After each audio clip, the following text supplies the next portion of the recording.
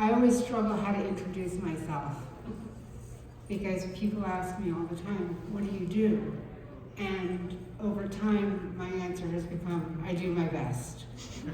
That's my answer, because I don't even know how to explain how I got to where I am, other than to say that all of a sudden I am now a lived experience expert.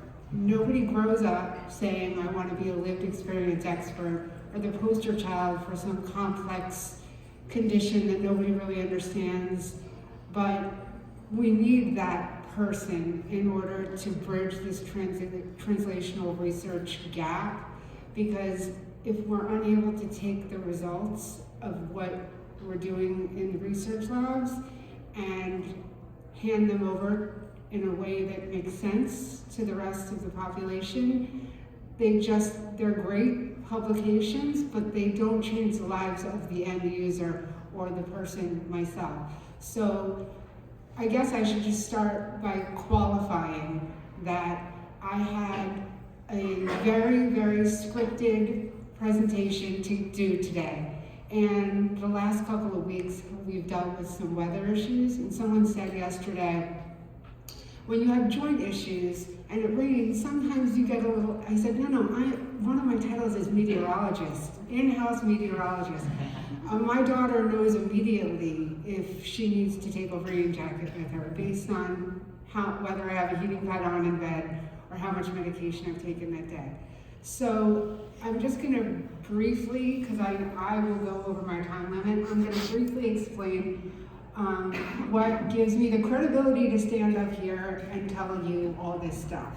So I have been a patient since I was 10 years old.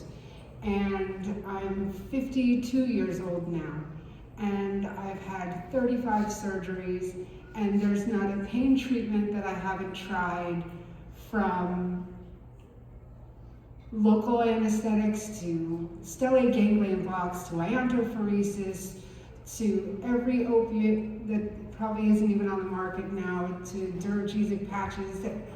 Let's just say I qualify. I qualify to speak on behalf of this patient population that has not been given its fair due, and I think it's an honor and it's a tall order for me to be the one standing up here explaining TMJ, because what I learned yesterday is a lot of people don't understand what that acronym even stands for. So I don't need to poll the room, but I'm going to do it anyway. Does everyone in here even know what TMJ is, or does no one know what it is? We're good. Okay. So that being said, I managed to, in between my TMJ journey, I managed to decide that it wasn't going to define me. I went back to law, everything you would think. I got married, I had a child, I went to law school, all those things are great. Unfortunately, I got divorced. I didn't get to show up to any of my child's events because I was constantly having surgery or wired shut or missing Mother's Day, missing Thanksgiving, missing Halloween. And so, and then I finished law school, but I was too sick to even sit for the bar. And then I decided I needed to go back to school and get a master's in public health communication. I originally went back because I wanted to study epidemiology. And what I realized was we need more people bridging the communication gap right now than we have. And I can give you a ton of statistics, informatics, graphs, talk about outliers, but if I'm doing it in a way that doesn't translate in your language, it's lost. I mean, for years I would sit in a doctor's office, and I will go to the slides, I promise, but for years I sat in doctor's offices, and this is pre-internet, and they would say, your condyle is not sitting in the fossa properly, and the synovial, and there was no internet, and the doctor was the authority then, and I was a kid, and you didn't question authority. So we're kind of in this watershed moment where I don't question science, the authority, or the importance of it, but I do think that there is a need to bring in people who have lived through the experience at the beginning of the design of research, because they can tell you things that you might not have thought of, not because you're not smart, but because you haven't walked in their shoes.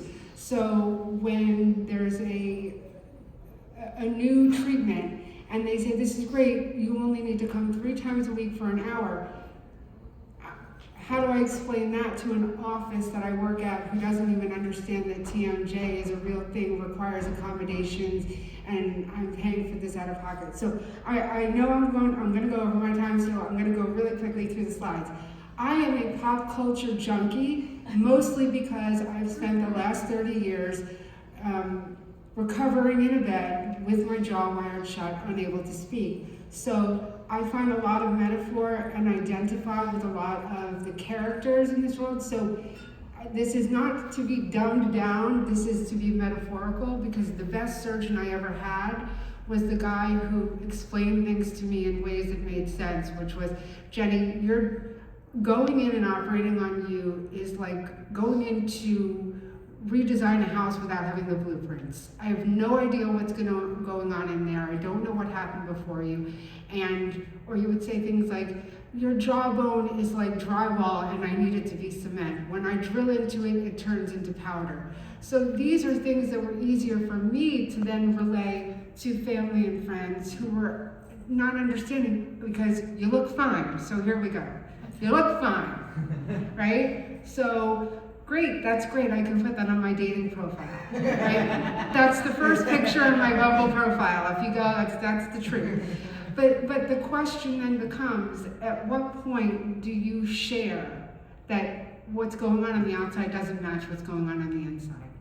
And especially when you say I had an implant and it's not a hip or a knee, it's automatically dismissed as cosmetic. You had cosmetic surgery. Anything that's done on the face, especially when the people who are working on it live in the space of, some of it's cosmetic. They do some cosmetic work, but mine was not that. I had an FDA device, a silastic implant, placed in my jaw when I was 15 years old that was then recalled because it was not biocompatible. But by the time that was done, the process was started and I had degenerative bone disease going on. I started a nonprofit because my surgeon said to me, Jenny, somebody needs to fill the space that's not talking about just the scientific part, but the important part of the patients and their reality. Because just because something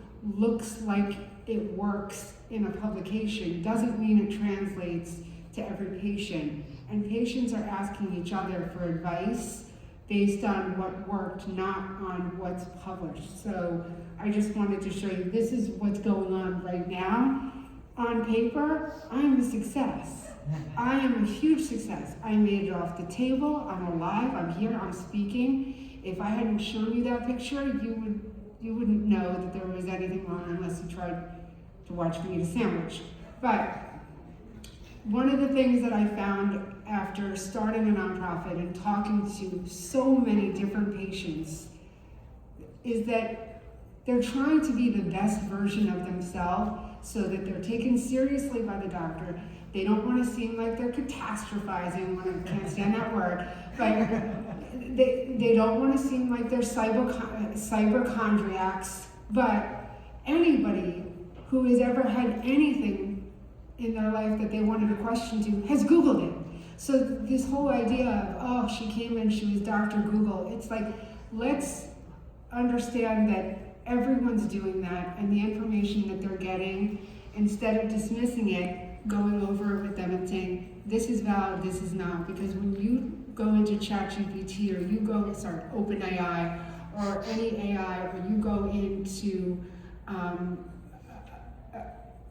a group, what you're getting is like a subprime mortgage, right? Some of it's A-rated, and some of it's garbage. And when you put it all together, sorry, I worked at Lehman Brothers. I've had a full career. Believe it or not, I worked in the music industry, I worked for the Yankees, I worked at Lehman, I've done a bunch of things, but that doesn't qualify me to be here.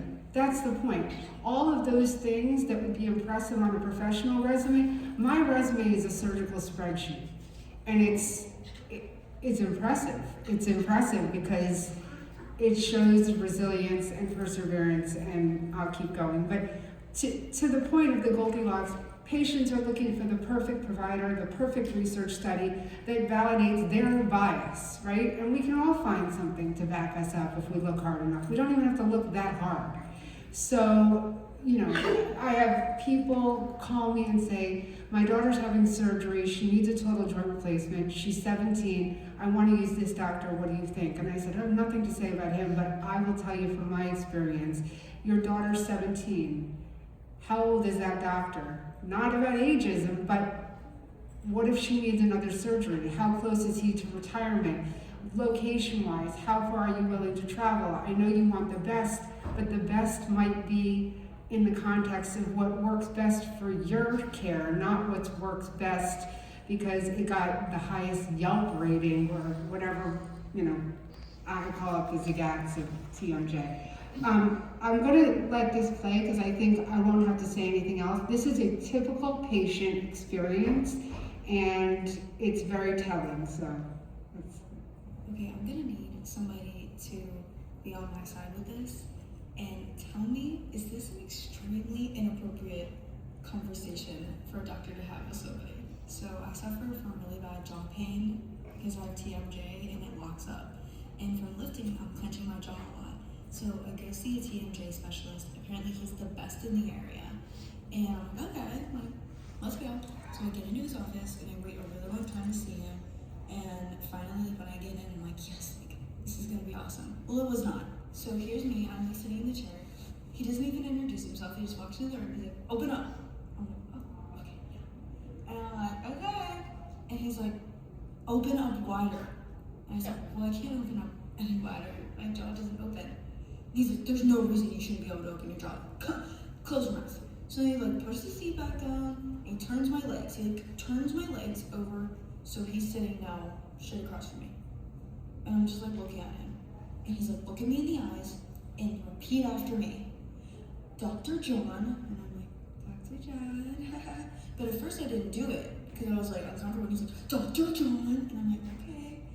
And he's like, wants me to be a good girl. I'm like, what? And I'm like, okay, to be a good girl. And he's like, and not clench my jaw more than 1 second per day. And then I repeat it after him.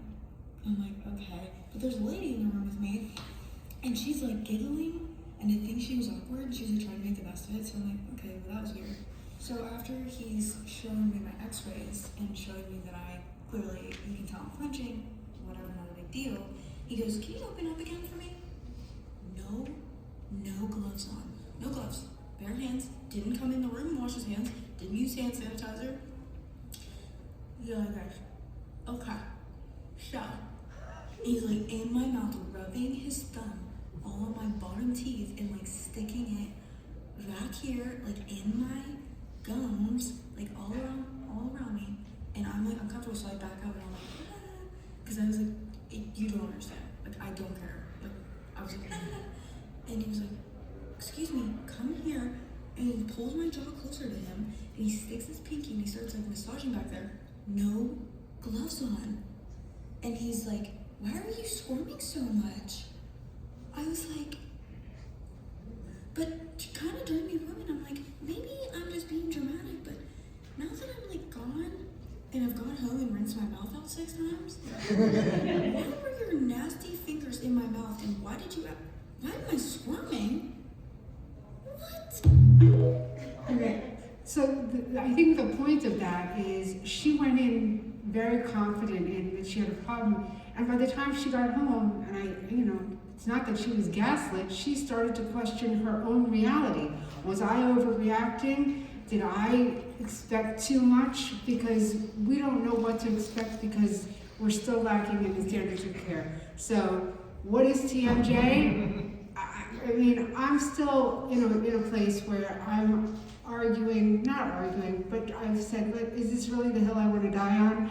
Whether or not we call it TMJ or TMD, because this is really where people try to divert attention from the real problem by focusing on something that's irrelevant. I call it TMD, and then I say, what's the D stand for? Dysfunction, disease, disorder? Oh, I don't know. I was like, so it doesn't, they're like, TMJ is just a joint in your body. I said, I understand, but TMJ is everything. I mean, it affects my entire body. It's like having a migraine, back pain, and being crippled. It's caused me to have recurrent C. diff because they were doing surgery and I was having antibiotic after antibiotic, and then ended up with, then they were like, you have psoriatic arthritis, and then they're putting me on biologics. So the point of it being everything is it's an umbrella term for anything from Lyme disease related jaw pain to cancer related jaw pain to trauma-related jaw pain to idiopathic condylar resorption, which idiopathic is my least favorite word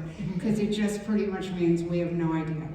And then who treats it? Will you tell me when I'm like at 5 minutes so I can speed up?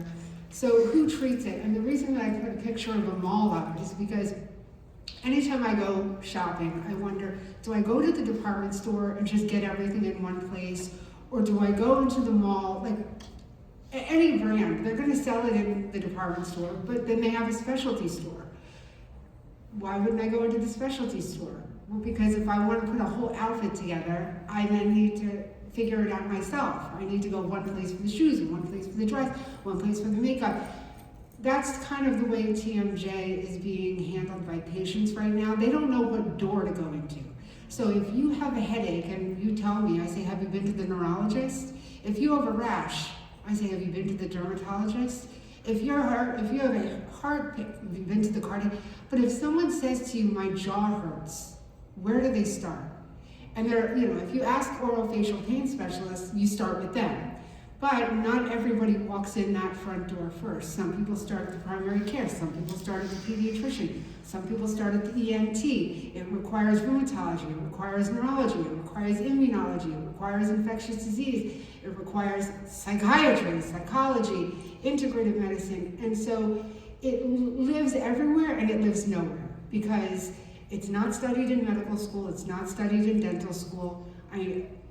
And we're getting better, but for years it was the foster child of all joints. And, if somebody said that their hip hurt, got a hip replacement, but I still say I have jaw implants and people think I'm talking about a tooth. So this is the whole kicking the can down the hallway. I'm so grateful for Inessa and Alejandro for inviting me to do this because I have nothing negative to say about any of my providers. I adore so many of them. I wish they had more than 24 hours in a day. I wish they had the ability to speak to one another, and I wish they were all getting the same information. But as a lived experience expert, which is now, I went from being just Jenny with the jaw problem to a patient advocate to I'm doing my best to a lived experience expert, is to explain to my rheumatologist that TMJ can manifest, psoriatic arthritis can manifest in this joint before any other joint. And so sometimes just listening and taking it for what it is can help. But right now, I have a dentist who's telling me to go see my ENT. My ENT is telling me to go see my gynecologist because it's hormonal and I'm going through menopause. And they just, another favorite. Everyone, I talked about the Dr. Google thing, and we go down the rabbit hole, unfortunately, after we leave the doctor's office and we don't have the answers we want. Instead, my suggestion is for providers to say to somebody, go do all your own research first. Bring it to me. I'll tell you what's good and what's bad. They should be the arbiter of what's verifiable, not the other way around. Because even my daughter, who's a freshman in college, was taught Wikipedia is great, it's not a source.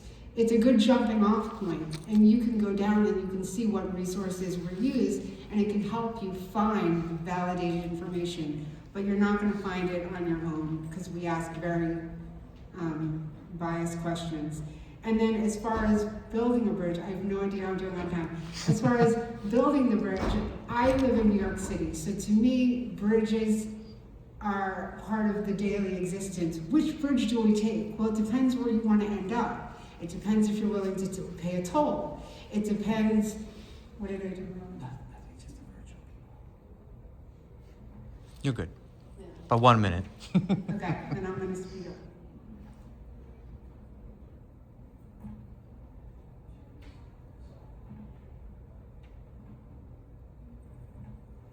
Okay, so as far as pain goes, I don't think anyone really appreciates the level of pain. Like, I'm up here right now, but I slept all day and I prepared myself to come because I thought, oh my God, I'm not gonna make it. I have no idea what my pain schedule is this month. I don't know. And when people ask you to describe your pain, they're asking you on 1 to 10. Because that's a way that we can create a data set and understand it. But most people, this is a great example, if you say, is it sharp? Is it constant? Is it dull? Is it aching? Is it, yes, the answer is yes, all of it. And when people say, well, I'm like, call me Jenny, call me Jennifer, call me Hope's mom, call me whatever you want. It's all me. So the pain is the pain. I bring up this really quickly, and I will get out at my one point, but people sign informed consent, and it's like signing a boilerplate on a car. You're not changing it. If I read it and I don't like one of the potential negative outcomes, I don't get to say, yes, except not that one. It's like, no, you're just signing it. So I watch, like I said, a lot of what's going on TV, and this show about Carolyn Bessette talks about how her entire life changed, and everyone thought how lucky she was. She married this prince, and yet she became isolated in a castle living alone. And obviously it didn't end well. So one of the things that patients hear is you knew what you were signing up for. Another one is patients are automatically annoying before we walk in the door because of what we're being punished for those who came before us. And the new generation is much more optimistic and aspirational about the future of research than the old school who's still focused on what went wrong. So this is an interesting take on the fact that all these actors who had everything given to them said they were typecast, they never got roles again. We're typecast as patients once you sign up with one doctor and he starts operating you, no one else wants to touch you. And if you say something bad about them, you could get blacklisted. So as a lived experience expert, everyone talks to me about, well, you should start with conservative treatment. Why did you start with surgery? Even the conservative treatment affects your life. Like, how was I answering phones with a splint or being told not to clench or don't eat and going through this? I had 3 phone calls this week from 3 different mothers who were all asking me about their children, and they're flying from where they live to somewhere else for their child to have surgery and asking me, what do I think about that? And it's really hard for a parent to make a decision that's going to, for a 17-year-old, once they're 18, then they have to start making the decisions. So I get a lot of calls asking not what I think they should do, but what my experience has been, and I think that's the value of having patients. Not everyone is an expert. I would have never called myself an expert until you realized how many people are out there spreading misinformation. So we need somebody to combat the rhetoric that's going around about mewing or whatever you're doing that could make things worse. I'm at the end, passing the baton. The real endpoint to translational science is, not to offend any of you, it's great when you get funding, it's great when you finish your research, it's great when your conclusion matches your thesis and your hypothesis, but if it doesn't help the patient live a better life, then did it work? Did it work is the question. And I mean, obviously now I'm gonna shut down, but you know that when Alejandro asked me what I wanted, I said to him, I want the floor. I want the floor, and I want it as long as you can give it to me, because I haven't even scratched the surface of the millions of people that are living in uncertainty. I'm one person. I am not 411, but I feel like I'm 411 for the TMJ community, because some of the people that call me and ask for advice say, we go to the same dentist, and my dentist told me to call you and ask me. The dentist told you to call me and ask me for professional medical advice. I don't give it, but that's how, building a bridge that stops 5 feet before you get to where you're going is kind of where I feel we're at. And I think lived experience experts can help bridge that gap and see some of the flaws before they should be a part of the design of the research and not just tokenized at the end. Thank you for, helping us get the funding for this. So again, so appreciative that you guys allowed me to share. I hope it was a little more entertaining than the average research presentation, but that's who I am. That's who I am. And I think, if we take things with a little more levity, and instead of making everything worst case scenario, we can get somewhere. And listen, I told you I went to law school. I was taught, think of the worst case scenario, look at it from every single side, be objective about it. But when you're in pain, objectivity goes out the window. And we're just looking for a little TLC and to feel like the research that's being done reflects the needs of the patient population. So I think you're going to hear that from these two lovely researchers who I'm here to tell you to validate what they're doing. To validate, not that they need my validation in the credentialing part, but to say there is a tremendous need for more research like what they're doing. And I hope I said something that resonated or helped. And if you know anyone who suffers from TMJ, please have them go to the website, and we're building what I hope will be a grassroots movement to raise awareness. Thank you.